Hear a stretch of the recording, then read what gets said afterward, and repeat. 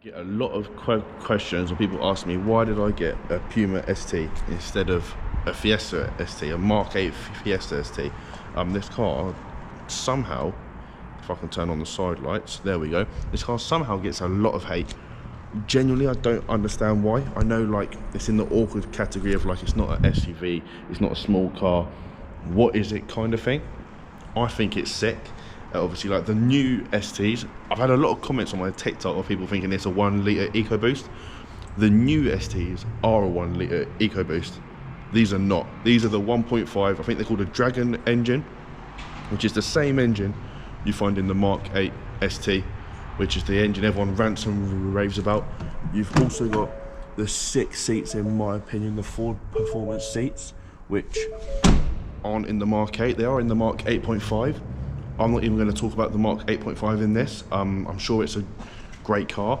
I just think Ford did too many shortcuts, such as not having the auto folding wing mirrors and stuff like that, for me to ever want one. Again, each to their own. You probably wouldn't own a Puma, so I get it. But yeah, the Mark 8.5 is not for me. What you've also got in these is, well, I've added this. You've got the matte carbon, which is so nice.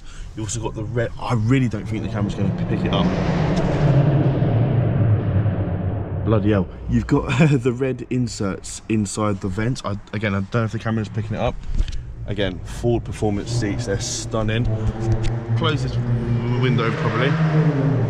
Bloody hell.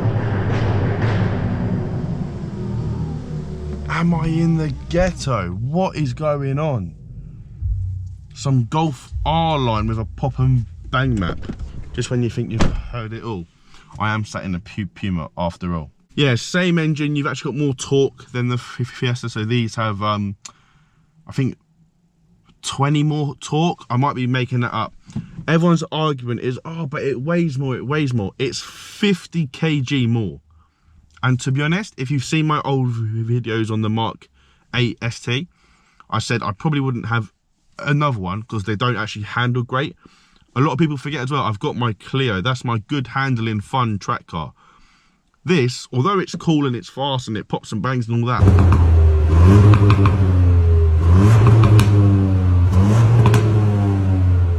it is just an everyday car. You've got to keep that in mind. It literally does anything that you'd want it to, being like a crossover SUV hatchback type thing. You've got a decent boot, you've got five seats, all that kind of stuff.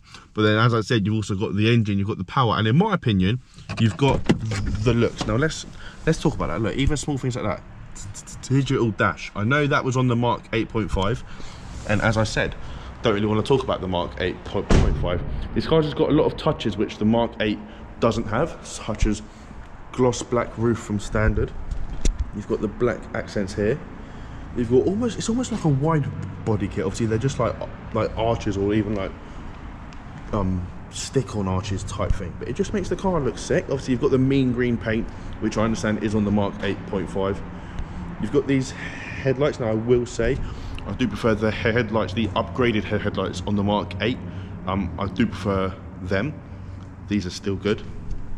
You've got all gloss black instead of the silver accents on the Mark 8. This is silver, or like a grey. This is grey, all that kind of stuff. I like the wheels on this. Let me come around to this side, hopefully you can see them. I think the wheels on these look so good, and they're quite big as well. I don't actually know what size they are. I can't be bothered to even check, but just know they are, well, they look big anyway. You've obviously got the LED rear lights, which I think look so good. These do have quite a big problem, and you can't really see it tonight because it's dark, but they actually condensate quite bad. I guess like the light doesn't get hot enough to burn the condensation, so they just get covered in condensation. I just feel like Ford made a bit more of an effort with this car, which would make sense because what car is it kind of thing? Like, it's just kind of there. It's not an SUV, it's not a hatchback, it's like a crossover, as I've said like 5 times now. So they did have to make more of an effort to actually get people to want them. Like, I understand that and I respect that, but these cars get a lot of hate. Like on my TikTok, it gets a lot of hate. As I said, I bought this car to be everyday. I've had 100 everyday cars, so I'm not too fussed about what people think, because I'll probably change it in a couple of months. But the amount of people who didn't even know they existed, didn't know what engine they had, didn't know anything about them, and yet they still hate on them. It's like, it's a common thing to hate on them. It's quite similar to my 135i. You don't really get them. Like, people don't really like understand them, so then they hate on them. These cars are actually sick. I wouldn't have had it in any other colour. That's a fact. I didn't actually want this car. I have spoken about it. It was just there. It was a good price, and I thought, do you know what? I'll have it. So yeah, you got the red touches in there.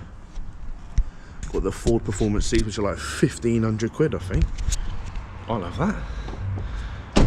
Digital dash. Oh, there's also the buttons are on the steering wheel, like to go into sport mode and everything, rather than again, I know that's on the Mark 8.5, but rather than it being down here for sport and everything, you've just got an instant S to go straight into sport, which I think is sick. Overall, I got the Puma because I do actually quite like the seating position. They all come in like a ST3 type spec, so you get everything. You get, I haven't actually got a reversing camera, that is an option, but you've got Bang & Olufsen, heated seats, steering wheel, parking sensors front and rear. This has also got the performance packs. You've got the limited slip diff.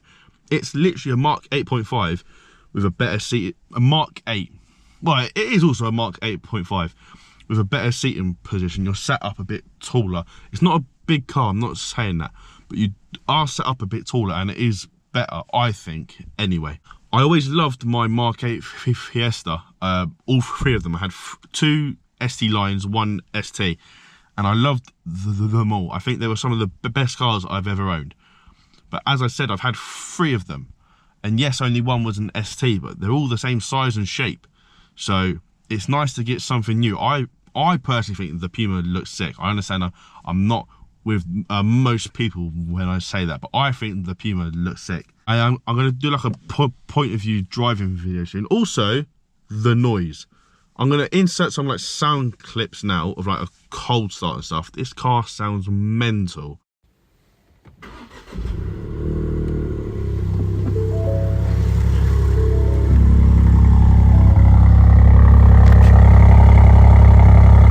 For like a family car to take your kids to school in, like, it is sick. But yeah, hopefully you have enjoyed. If you have, leave a like and subscribe. There's plenty more content to come with this car and with the Clio. I'm taking it out this weekend to Caffeine and Machine, which is going to be sick.